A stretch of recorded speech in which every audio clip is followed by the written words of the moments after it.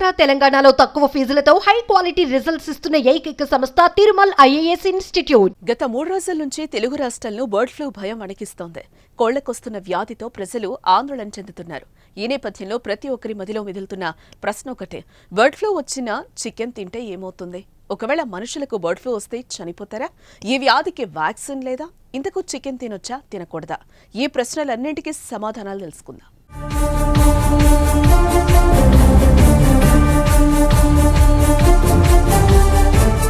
ఇక ప్రతిసారి కోళ్ల వ్యాపారాన్ని తరచూ దెబ్బతీసే వైరస్ ఏదైనా ఉందా అంటే అది బర్డ్ ఫ్లూయే.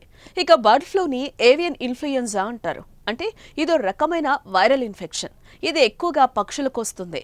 అవి కోళ్లు లేదా ఇతర పక్షులు కూడా కావచ్చు. అయితే ముఖ్యంగా ఈ వ్యాధికి కారణం ఇన్ఫ్లుయెంజా ఏ వైరస్. అయితే ఈ వైరస్లో చాలా రకాలున్నాయి. అందులో కామన్గా H5N1, H7N9, H5N8 స్టెయిన్ల వల్ల ఈ వ్యాధి వ్యాపిస్తుంది.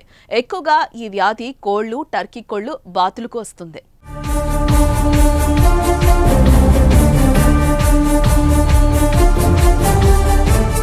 మరోపక్క బర్డ్ ఫ్లూ అనేది కొన్నిసార్లు కోళ్లకు ప్రాణాంతకం కాదని, కొన్నిసార్లు స్ట్రెయిన్ ని బట్టి ప్రాణాంతకంగా మారుతుందని వెటర్నరీ అధికారులు సూచిస్తున్నారు. అయితే ఈ వ్యాధి కారణంగా కొన్నిసార్లు కోళ్లు అనారోగ్యం పాలవుతాయి. స్ట్రెయిన్ బలహీనంగా ఉన్నప్పుడు కోళ్ల రెక్కలు సరిగా పెరగవు, గుడ్ల ఉత్పత్తి తగ్గుతుంది, కోళ్లు ఊపిరి సరిగా పీల్చుకోలేవు. ఒక్కోసారి కోళ్లు వైరస్ నుంచి రికవరీ అయినా అప్పటికీ వైరస్ వ్యాప్తి చెందుతూనే ఉంటుంది. అదే ఈ వ్యాధి తీవ్రంగా ఉంటే కోళ్లు కొన్ని గంటల్లో చనిపోతాయి లేదా కొన్ని రోజుల్లో చనిపోతాయి.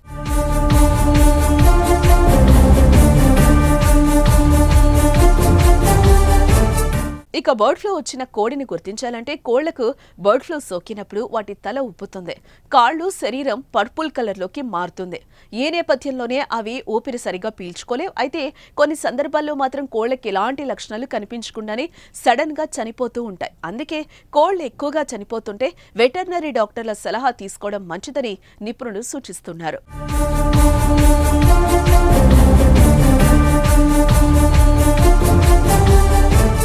ఇక ఈ వ్యాధి మనుషులకు వ్యాపిస్తుందా అనే ప్రశ్న గురించి తెలుసుకుంటే ఇది మనుషులకు చాలా అరుదుగా వ్యాపిస్తుంది.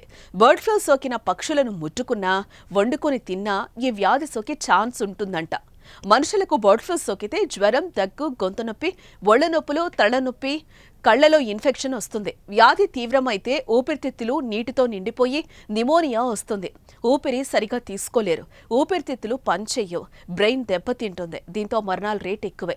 దీనికి తోడు H5N1 స్ట్రెయిన్ సోకితే చనిపోయే అవకాశం 50% ఉంటుందని, అయితే మనుషులకు ఈ వ్యాధి అరుదుగా సోకుతుందని నిపుణులు అంటున్నారు. అందుకే బర్డ్ ఫ్లూ ఎక్కువగా ఉన్నప్పుడు చికెన్ తినకపోవటం మంచిదని, ఒకవేళ తినాలి అనుకుంటే కనీసం 75 degrees Celsiusలో వండాలని, అప్పుడు వైరస్ చనిపోతుందని నిపుణులు చెప్తున్నారు.